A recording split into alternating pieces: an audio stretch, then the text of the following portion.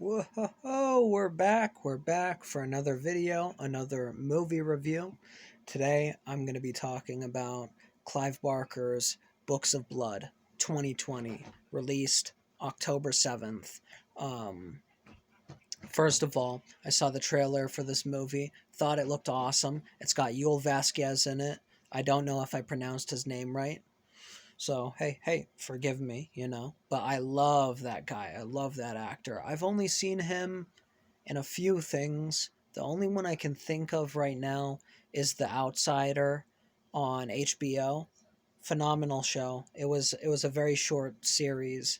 I don't know if they'll do more, but I enjoyed it a lot. He was one of the best parts of that show, um, along with everyone else. But anyway, he was my favorite thing about this movie. Okay, now I'll get into all of that a little bit later. I'm going to make this video kind of short if I can, but I'm going to jump in to the bad reviews or mixed reviews, okay? A lot of people are kind of throwing shade on this movie because it's not like the source material. That's what I've heard, all right?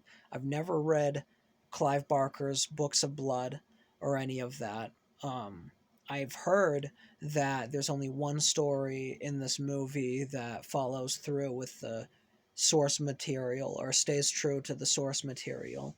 But for me, none of that matters. None of that matters because when I go into a movie that was based off of a book, especially horror movies that were based off of books, I go into it not expecting it to be like the original or the source material or whatever it is. I expect it to be different, okay?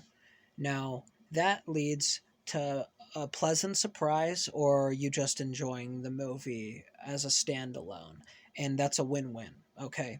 A good example of this is Rob Zombie's Halloween from 2007. All right. When that came out, a lot of people were pissed because it wasn't like Halloween from 1978. All right. But the good thing about that movie is it's a fresh new take on Michael Myers, and that's the reason a lot of other people on the opposite side enjoyed the movie. So I enjoyed Halloween 2007 because it was different and it was refreshing, just like I enjoyed this movie without knowing anything about the source material or whatever because it's a good standalone movie, if that makes sense. So I'm going to go into the plot a little bit, my favorite parts of this movie, and then the negatives, okay? The plot is basically three stories. It's a horror anthology movie, which I like a lot. Um, I knew that it would be an anthology movie, I guess, um, but I was pleasantly surprised in the way that it was. It was, I would say, just as good as the movie Trick or Treat, which is probably my favorite horror anthology movie. Now, that might be a controversial statement if you've seen both movies and disagree, but hey, that's my opinion, okay? So, the plot is basically uh, three different stories. The first one is about a girl who has a neurological disorder that makes her easily triggered by sounds. So she runs away from her home. She's running from something else too, but you'll find out what that is. And she has a really weird experience, like taking the bus to get to, I think, L.A. That's where she's going, and she stops at a bed and breakfast, and a lot of weird things ensue from that point on. The other story is about two hitmen, which is my favorite. Okay, two hitmen who are looking for this infamous book of blood because it's supposed to be worth millions, and that's going to be their way out of the game. They're going to find the book and settle down and live happily ever after and go get an island or whatever and live the easy life. The what do you call it, the the traditional or the plan that you hear so much about in movies. Anyway, that's not what happens. Okay, it's a long story. I don't want to spoil it, but that was definitely my favorite story.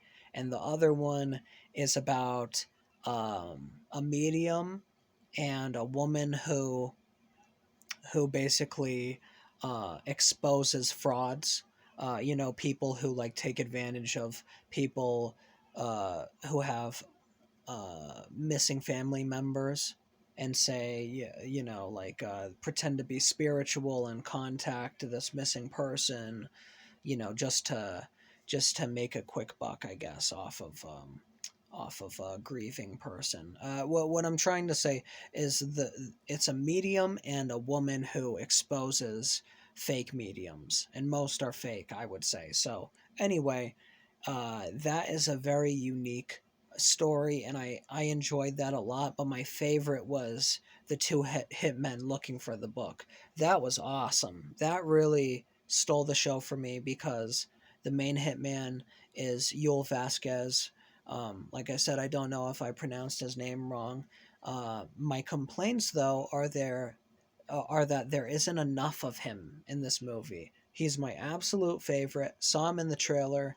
I got super excited, just because he's so likable as an actor and the character he plays. And for me, he's likable because he's that bad guy, that is, maybe an anti-hero, but for the most part he's playing a bad guy in this movie, and I really like that a lot. There's a great scene with the two hitmen peeling off on the road, playing this awesome Marilyn Manson song that I felt was like perfect for the movie. But once again, there wasn't enough of these two guys. I wanted to see more like of balance between the two, like getting to know their characters more. Um, so, and I didn't get that, so I was disappointed there. And the second thing, these are my only complaints, by the way. The second thing is there's a reveal way too early in the movie, way too early. Like by the end of the, and this isn't a spoiler, by the way, this isn't a spoiler, so don't worry. By the end of one of the first stories, you get a look at something, like I said, a reveal, and it totally ruins it. Totally ruins the suspense and the surprise that you would have gotten if it were the other way around. I get that they did it to kind of piece together the stories, but oh my god, I saw that and I was like, oh, cop out right there. Disappointing. Made me want to puke up my breakfast. I hated that. Hated it.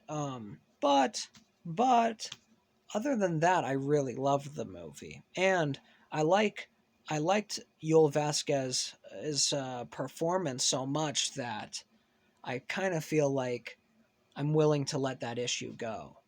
I really only had those two issues. Everything else was awesome. Like the visuals and the scares were very original and eerie. I don't get why people said like some of it was bland. That's crazy. That's crazy. This was so cool. It felt just great with timing too, to have watched it in October.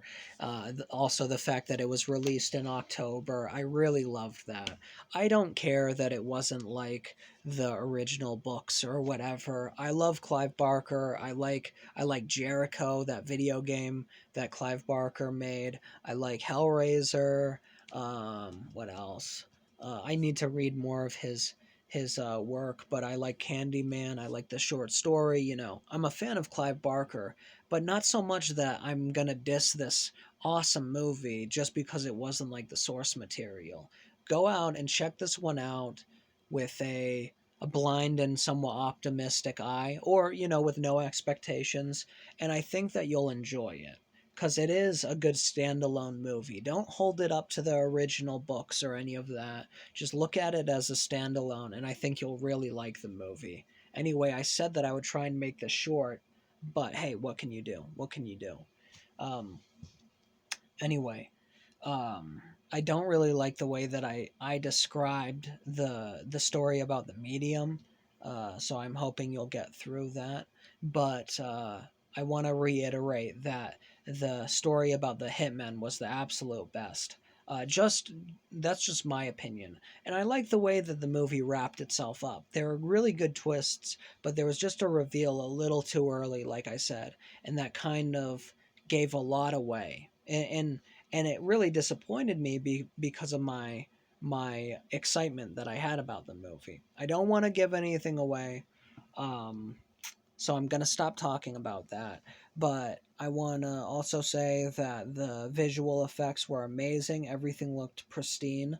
Um, Solid scares, like I said before. The acting was good, especially by the guy I was talking about. Um, and everything was really clean to me, like a near perfect horror anthology movie, in my opinion. Uh, Not counting the two issues that I mentioned. Other than that, yeah, I don't know. I would give this movie a B minus. I think that's a really fair rating. And it's also still kind of high up there, you know. I definitely want to buy this movie for my collection, though I don't know if it'll be released because it's a Hulu movie. Anyway, still really happy to see this movie, and I've been thinking about it over the past few days. Ever since I watched it, it hasn't left my mind, so that's a really good thing. Part of it is trying to distinguish how I truly feel about the movie, but at the end of the day, I know that I really enjoyed it, and I definitely recommend it to you as well. So, all in all, that's my review for Books of Blood 2020. Don't look at it because of the original. Watch it as a standalone, and I think you'll like it. Anyway, that's all. Forgive the rambling. I hope you enjoyed, and I hope you go and check this out. And yeah, that's it. Hey, and if you like my stuff, like the video if you want. Like the video. Why not? You know, it never hurt anybody. Hey, hit the bell too. Hit the bell too if you wanna see more. And also, I have a video of my whole movie collection that is very cool. Check that out in my October movie recommendations. Anyway, that's all. If you don't want to, you don't want to. And that's my piece. Enjoy.